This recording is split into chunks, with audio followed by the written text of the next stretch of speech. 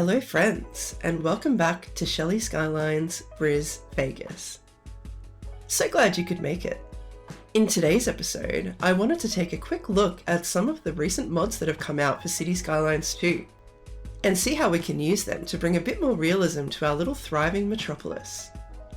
I thought South Bank would be a good place to trial some of these, so we'll be taking a little look at that later in the video. I also had a few subscribers wondering how to get into the devtools, so let's take a quick look at these now.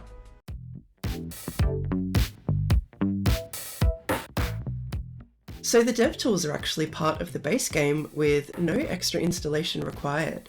You can access these by simply heading over to Steam, Cities Skylines 2, click on the little cog and head to Properties. In launch options here, you just want to add in the -developer mode command, and you're all set. Now once you fire up the game as normal, you'll be able to hit the tab key for all of these developer settings. They'll let you control the simulation and a bunch of other funky things. Or use the home key to access all the little objects and assets within the game.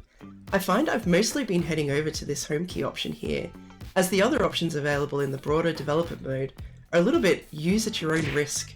I haven't found many issues at all using these objects, and I will be getting into these in more detail later in the video when we check out South Bank. Now when it comes to mods, there's no official support yet, but there are slowly but surely a few popping up. I haven't been able to look at all the mods available, but I will show you my top 3 mods that I think are pretty life-changing, and a good place to start, especially if you're just starting to experiment with mods for the first time. So first up we have the Line Tool Light by Algernon. This nifty little mod lets you finally line trees in all sorts of combinations, for a little bit of urban foliage artistry.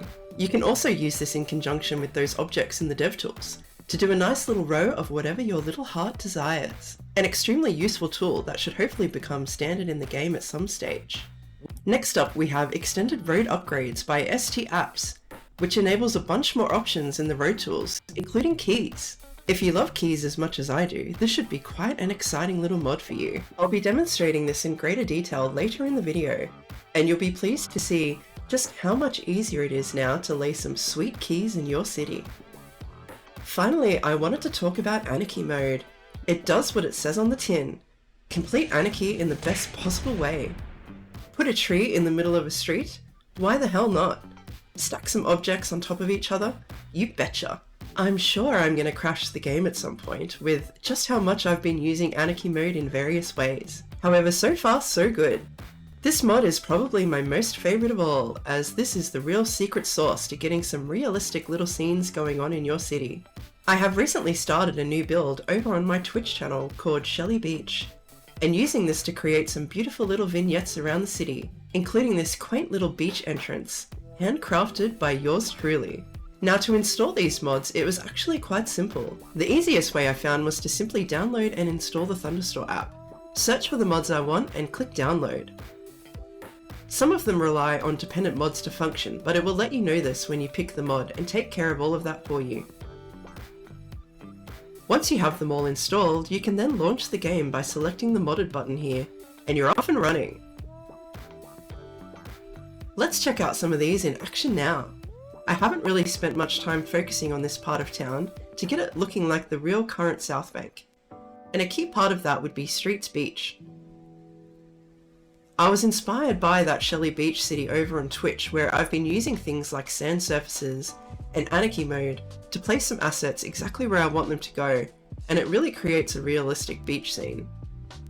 So first things first, I'm going to get to work on creating this little beach, starting with some destruction as usual, to clean it up and get a nice blank canvas.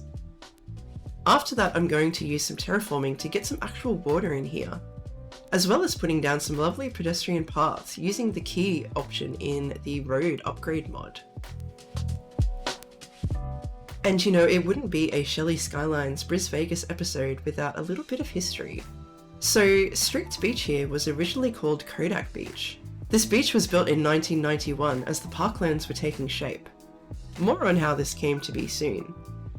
But this beach area comprises of a lagoon with enough water to fill 5 Olympic swimming pools, with a sandy beach surrounded by palm trees, rocky creeks, and subtropical trees and exotic plantings.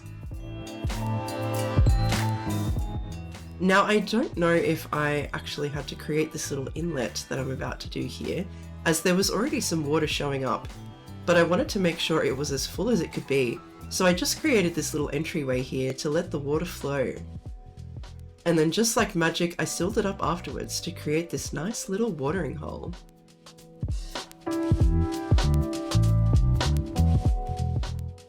Now, before the beach and Parklands, this current spot where South Bank sits is a culturally significant location to the traditional people of the area. The Turrbal and Yagara peoples frequently use South Bank and nearby Musgrave Park as a meeting place, given its location between the north and south of the area.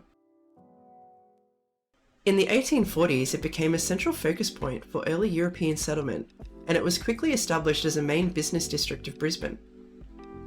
However, this was all disrupted when the 1893 Brisbane floods forced people and businesses to the northern side of the river to attain higher ground. With all the modern flood events in Queensland, you may not have heard much about the 1893 floods, but these were absolutely epic floods. You can see here on this map just the extent of the flood's reach across the city. This was one of the largest floods recorded in Brisbane's history. 1893 saw 3 major floods occur in the same month. The highest one peaked at around 8.5 metres. Just before the 1893 floods occurred, the first iteration of Victoria Bridge had only recently been built in 1869. The first time there had been a bridge to connect South Brisbane to the main CBD. Sadly, after all this effort, half of the bridge was completely swept away by the 1893 floods. This completely isolated the residents and had great impacts on the local economy at the time. Work began soon after on a replacement bridge, which took 3 years to build, until eventually the current bridge as it stands today was erected in 1969. From all of my research, this single event seemed to set the tide for how this little pocket of South Brisbane would go on, as it essentially began the decline of South Bank, and the area became home to vaudeville theatres, derelict boarding houses, and light and heavy industry. It wasn't until the 1970s that some of the new development started to breathe some new life into the area, with the first moves made to establish this as a little parkland along the riverbank, and the building of what is now known as QPAC, with the Cultural Centre, Art Gallery and Museum, and later the Gallery of Modern Art. Even with these new developments, South Bank is still essentially an industrial site at this time. However, a decision was made instead to use it as the first site for what was known as World Expo 88. This decision proved to be an inspired one, as it is seen to be the catalyst for the resurrection of South Bank and the emergence of Brisbane as a vibrant, world-class city. World Expo 88 was officially opened by Queen Elizabeth II on the 30th of April 1988. By the time Expo reached its conclusion 6 months later, over 18 million people had experienced Expo at South Bank. This number far exceeded the 8 million visitors it had been anticipated the event would attract. After Expo 88, a public campaign successfully lobbied for the site to be redeveloped as Parklands for the enjoyment of people in Brisbane. Fast forward to today, and approximately 11 million people visit South Bank Parklands every year.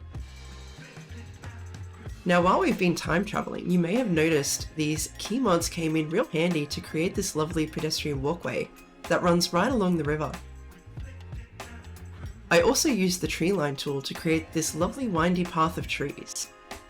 Unfortunately, I couldn't quite get the vibrant purple flowers to go along with it. These flowers you can see poking through are bougainvilleas, and they grow along the windy path arches to create this lovely purple hue across South Bank. It would definitely be nice to have some more colour variation with the trees and shrubbery currently available in the game. Now, one glaring omission here is the Brisbane Wheel. I promise to stop complaining about this one day, but maybe someone out there will hear me and find a way to get me that damn Ferris wheel so I can fulfill my little South Bank Ferris wheel dreams. But let us carry on with filling out this area. To the time lapse.